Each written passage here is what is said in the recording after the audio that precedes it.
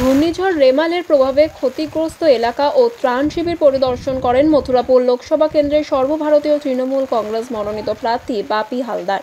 সেই সাথে এলাকার মানুষ যাতে নিরাপদ আশ্রয়ে থাকতে পারে তার সুষ্ঠু ব্যবস্থা করার জন্য দলীয় কর্মীদের নির্দেশ দেওয়া হয়।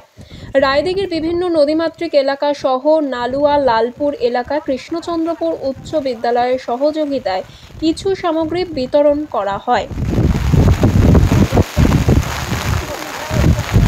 কৃষ্ণচন্দ্রপুর স্কুলের মাননীয় সভাপতি শ্রী বাপি হালদার তিনি এই মুহূর্তে রয়েছেন মথুরাপুর 1 নম্বর ব্লকের ভোগলডাঙ্গা গ্রামে।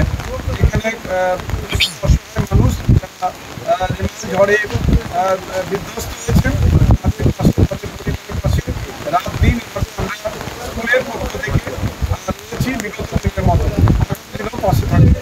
আমরা কৃষ্ণচন্দ্রপুর হাই স্কুলের পক্ষ থেকে আমি আমার প্রধান শিক্ষক আমাদের মাননীয় সভাপতি বাপি হালদার আমরা এই মুহূর্তে রয়েছি মথুরাপুর 1 নম্বর ব্লকের অধীন রানাঘাটা কলোনিতে। তাদের এই অসহায় পরিবারের পাশে আমরা বিদ্যালয়ের পক্ষ থেকে আগেও দাঁড়িয়েছি, আজও দাঁড়াচ্ছি, ভবিষ্যতেও দাঁড়াবো। এই প্রতিশ্রুতি আমাদের থাকছে। খুব ভালো থাকুন। আমাদের মাননীয় সভাপতি বাপি হালদারের উপস্থিতিতে এখন ভোগলডাঙ্গা গ্রামে মথুরাপুর 1 নম্বর ব্লকে সেখানে এই সাইক্লোনে বিধ্বস্ত পরিবারের পাশে দাঁড়িয়েছি। সারা দিন রাত ধরে আমরা এই কাজের সঙ্গে যুক্ত আছি। আমরা আগামীতে থাকবো এবং এভাবেই মানুষের পাশে